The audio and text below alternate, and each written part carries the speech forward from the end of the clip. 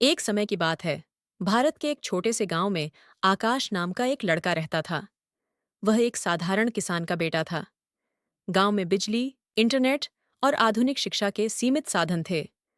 आकाश का घर मिट्टी का था और उसके पिता दिन रात खेत में पसीना बहाते थे ताकि परिवार का पेट भर सके। आकाश बचपन से ही मेहनती और जिज्ञासु था। वह खेतों में अपने पिता की मदद करता था, लेकिन उसका मन हमेशा किताबों में लगा रहता था। वह जानता था कि गरीबी से बाहर निकलने का एकमात्र रास्ता शिक्षा है।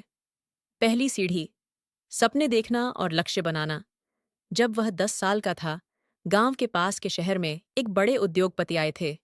आकाश ने उनके भव्य भाषण को सुना, जिसमें उन्होंने कहा था, सफलता की पहली सीढ़ी है सपना देखना और दूसरी है उस सपने को कागज पर लिखकर एक लक्ष्य बनाना। इस बात ने आकाश के मन पर गहरी छाप छोड़ी। उसने उसी रात एक फटी हुई कॉपी के पन्ने पर लिखा, मुझे अपने गांव में एक आधुनिक स्कूल खोलना है जहां हर बच्चे को अच्छी शिक्षा मिले। ये उसका पहला लक्ष्य था। दूसरी सीढ़ी, निरंतर प्रयास और कठोर परिश्रम। आकाश ने अपनी पढ़ाई पर ध्यान केंद्रित किया। उसके पास शहर के बच्चों जैसी सुविधाएं नहीं थीं। जब बिजली नहीं होती थी तो वह लालटेन की हल्की रोशनी में पढ़ता था। खेतों में काम करने के बाद जब शरीर थक जाता था तो भी वह देर रात तक गणित के सवाल हल करता था।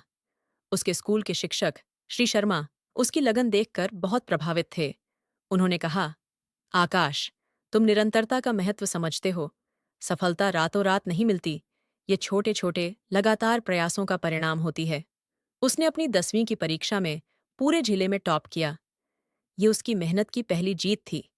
तीसरी सीढ़ी, असफलता से सीखना। अपने सपने को पूरा करने के लिए आकाश को इंजीनियरिंग कॉलेज में प्रवेश लेना था। उसने प्रवेश परीक्षा की तैयारी की। पहली बार वह असफल रहा। वह पूरी तरह टूट गया। उसके पिता ने उसे दिलासा देते हुए कहा, बेटा, खेत में कभी कभी फसल खराब हो जाती है, लेकिन हम रोते नहीं। हम मिट्टी को और बेहतर बनाते हैं और अगले साल बीज डालते हैं। असफलता रुकने का संकेत नहीं, बल्कि रास्ता बदलने या और मेहनत करने का संकेत है। आकाश ने इस बात को गहराई से समझा।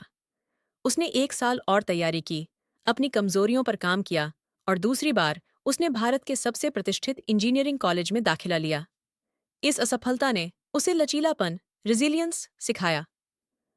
चौथी सीढ़ी, सकारात्मक दृष्टिकोण और विश्वास। कॉलेज में शहर के अमीर और साधन संपन्न छात्रों के बीच आकाश को अक्सर हीन भावना महसूस होती थी।